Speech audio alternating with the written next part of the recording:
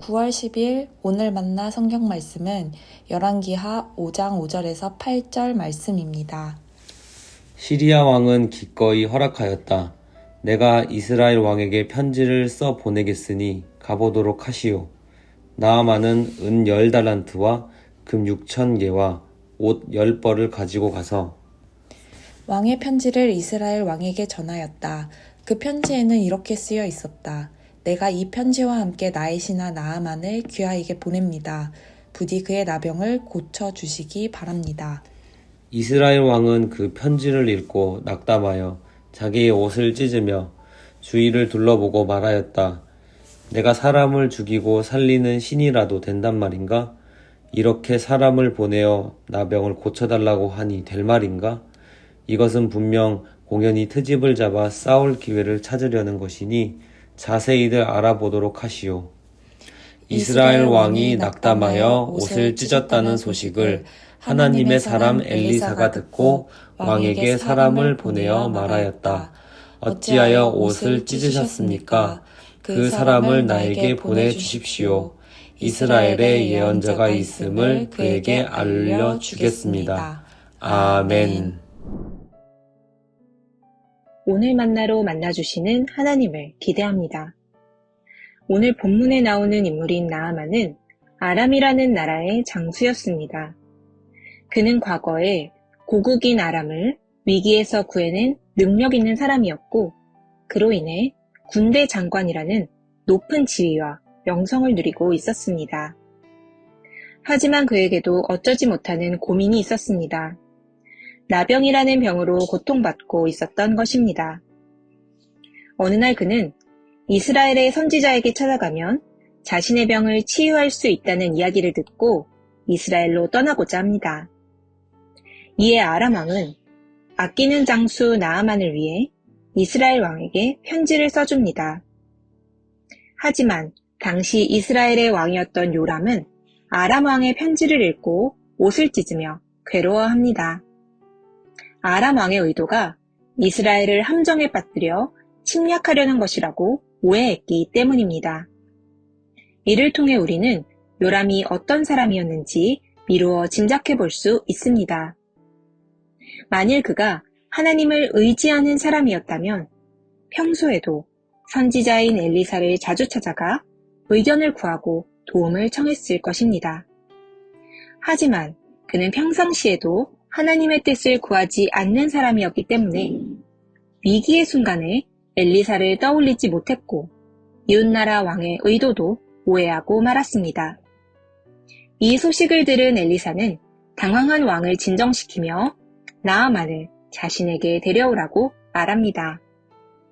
요람 왕은 나아만이 찾아온 것을 이스라엘의 위기로 받아들였지만 엘리사는 오히려 하나님이 살아계심을 증거할 수 있는 기회라고 보았기 때문입니다.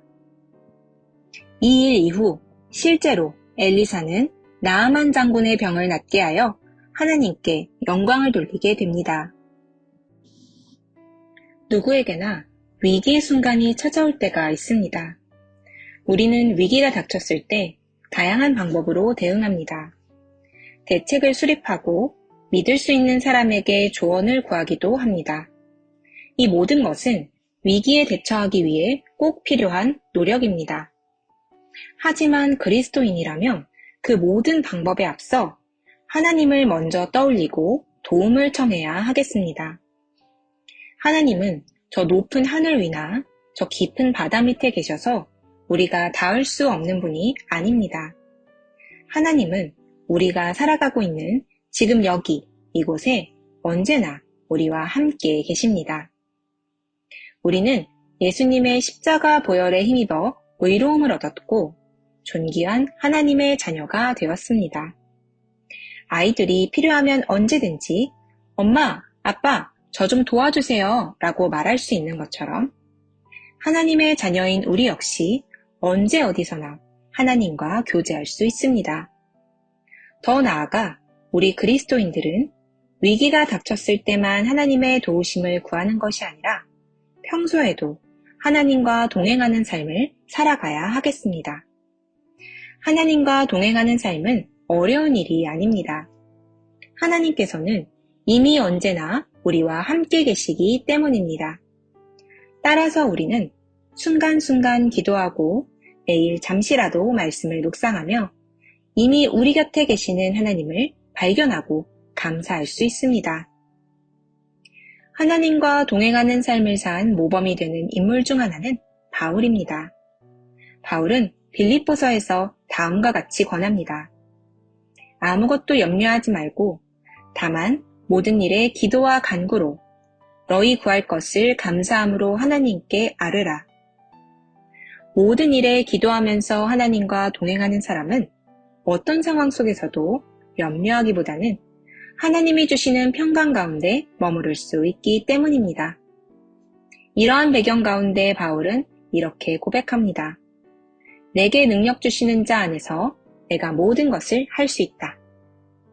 하나님과 동행하는 삶을 살아갈 때 우리는 궁핍할 때나 풍요로울 때나 일이 잘 풀릴 때나 위기가 닥쳤을 때나 언제든지 스스로 만족하고 감사할 수 있습니다. 오늘의 말씀은 하나님과 동행하는 사람과 그렇지 않은 사람이 어떻게 다른지 보여줍니다. 같은 상황에서도 하나님과 동행하지 않는 사람은 불필요하게 근심하고 염려하며 불안해합니다. 무엇보다 위기를 마주하고도 하나님께 도움을 청하지 않습니다. 그러나 하나님과 동행하는 사람은 가장 먼저 하나님의 뜻을 구할 뿐 아니라 하나님의 지혜를 힘입어 위기를 기회로 바꿀 수 있습니다. 사랑하는 높은 뜻 광성교회 성도 여러분, 기도하고 말씀을 묵상하는 거룩한 삶을 삽시다. 거룩한 삶 가운데 하나님과 동행하는 기쁨을 누립시다. 오늘도 오늘 만나를 통해 말씀으로 하루를 시작하는 성도님들 한 분 한 분, 하나님과 동행하는 하루 되시기를 진심으로 축복합니다. 기도하시겠습니다. 항상 우리와 함께 하시는 하나님, 하나님의 능력을 힘입어 위기를 기회로 바꿨던 엘리사처럼 어떤 상황에도 기도하며 주님이 주시는 평안을 누렸던 바울처럼 우리 역시 매일의 삶 속에서 기도와 말씀 가운데 주님의 살아계심을 경험하고 주님의 인도하심에 의지하며 살아가게 해 주시옵소서. 예수님의 이름으로 기도드립니다. 아멘. 이제 두 가지 기도 제목으로 함께 기도하겠습니다.